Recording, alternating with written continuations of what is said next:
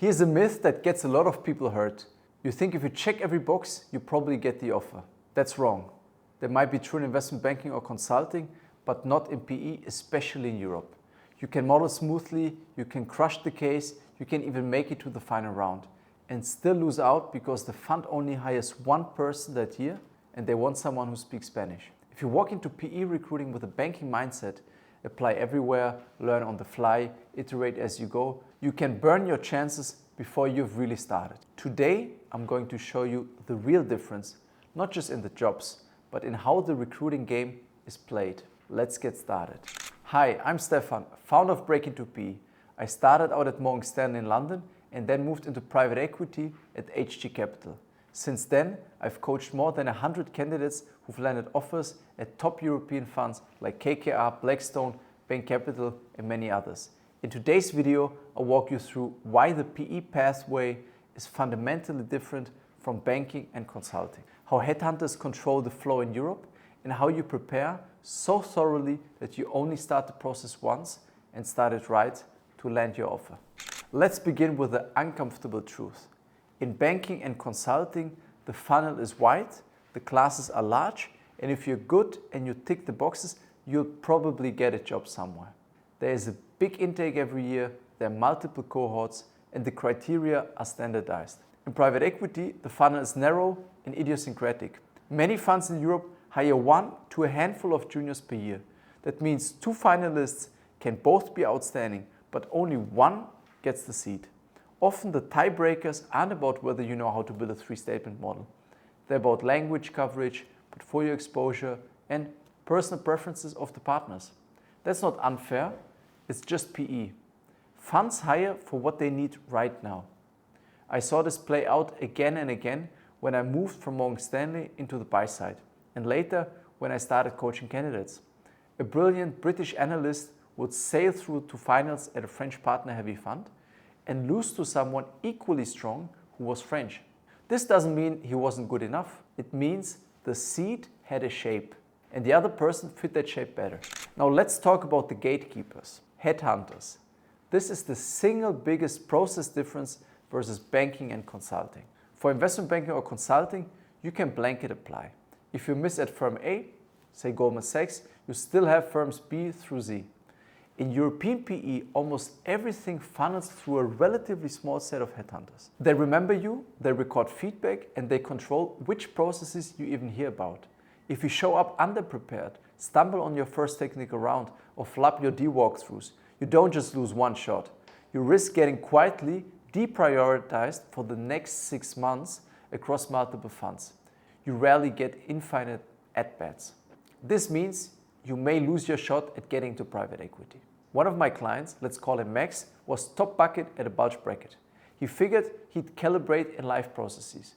He took the first headhunter meeting after a long week, was a bit casual, and then went into 2 interviews at a mid-market fund. He wasn't really serious about the fund and thought he'll do it to get some practice.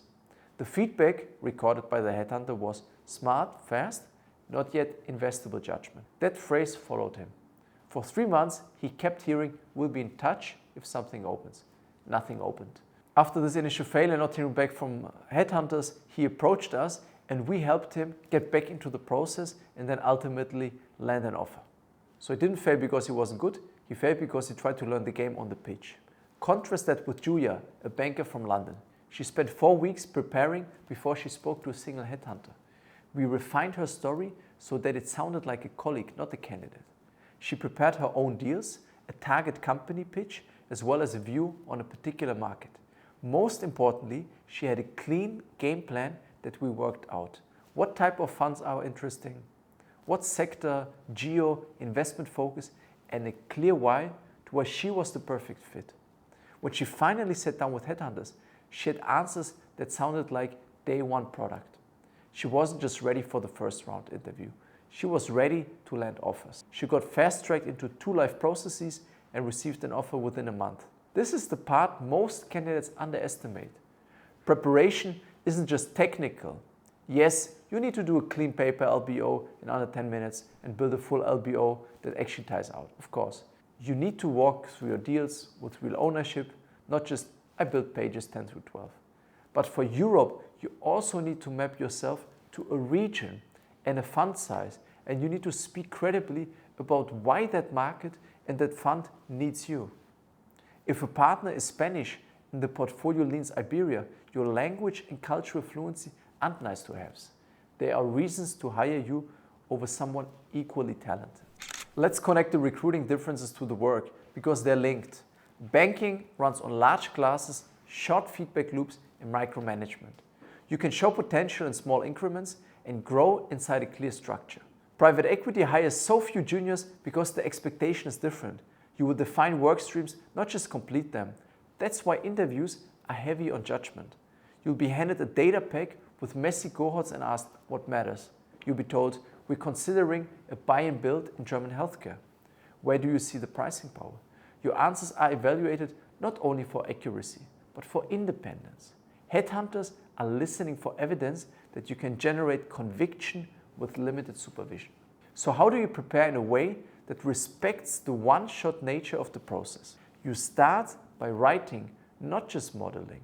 Take a company you know and write a short memo, the thesis in one sentence, the two drivers that truly move cash flow, the one killer risk, what diligence would falsify your view, and what price range you could defend and why. It should read like something you'd be proud to send to an investment committee. Then you pressure test it. Do 3 expert calls, alumni, former executives, consultants, friends, and try to disprove your thesis.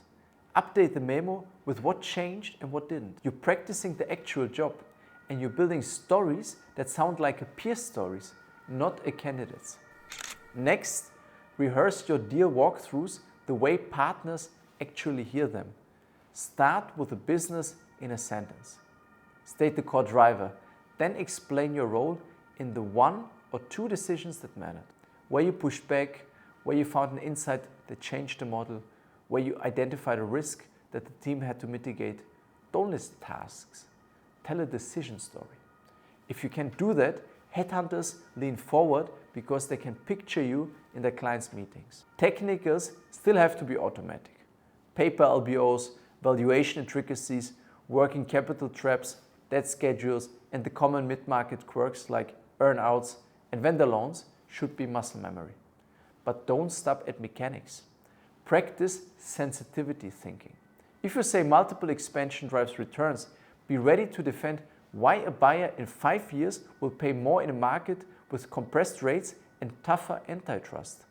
If retention is your hill, explain why the cohorts actually prove quality revenue and not just clever net retention math. That's the level that wins finance. Then there's the headhunter pitch itself. Treat that first meeting like a live interview and like a partnership. Be clear on geography and fund size. If you're open to London and Munich, say why each makes sense for you, not just that you're flexible. If you're stronger in DACH because you worked on 3 German assets and you speak B2 German, make that the headline, not a footnote. Have a view on 2 sectors you can credibly own and can be ready to name 3 assets you'd like to look at and 1 you'd avoid with reasons. That signals independence. The subtext you want to send is, you can place me with confidence, I won't embarrass you. Another practical point that saves careers. Don't warm up. Don't warm up on real processes. I know it's tempting to take a few interviews to get the rust off. In banking, you can do that because there are dozens of seats. In PE, those warm-ups become permanent notes in a CRM. If you need reps, get them in mock interviews with peers who have already moved or with a coach. If you absolutely have to get live practice, do it in a channel that doesn't contaminate your headhunter pipeline. For example, a truly off-cycle fund that accepts direct emails. But treat anything a major headhunter sees as your finals. Timing matters too. European recruiting isn't as synchronized as the US mega funds.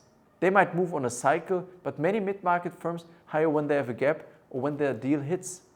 That works in your favor if you're prepared, because readiness beats speed.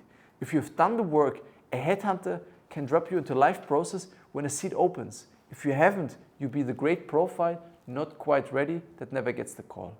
Your goal is to be the person they think of when a partner phones on Friday asking for 2 juniors to see next week. Let me circle back to the all boxes checked but no offer fear, because it's real and it's survivable. I had a candidate in London who finished second twice in a row. First time, the fund leaned Nordic that year. Second time, they needed someone with more commercial acumen and preferred a consulting background. The third process landed. Nothing about his raw ability changed. He only continued to get invited because he reached the final rounds with the other funds previously and didn't just practice live. Here's how I want you to walk away from this. Banking and consulting reward standardized excellence. Private equity rewards targeted excellence matched to a specific seed. In banking, you can iterate in public. In PE, you should iterate in private and show up finished. In Europe, languages, markets, and fund size shape the seed more than you think. Headhunters are not just messengers.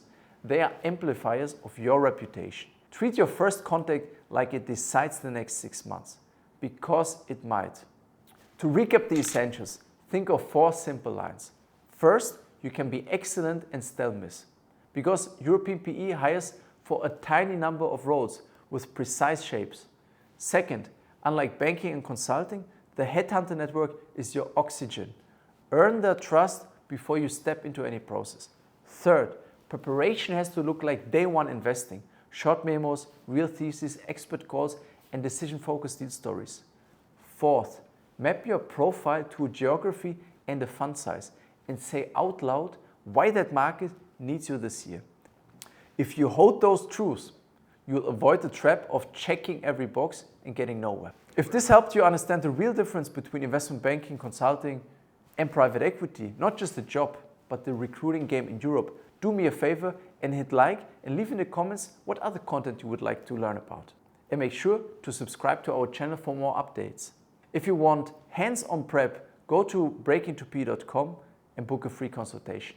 We'll build your story, pick your target list, run the mock cases, and make sure your first impression is the best one. Because in PE, you might not get a second chance. Good luck, and I'll see you in the next one.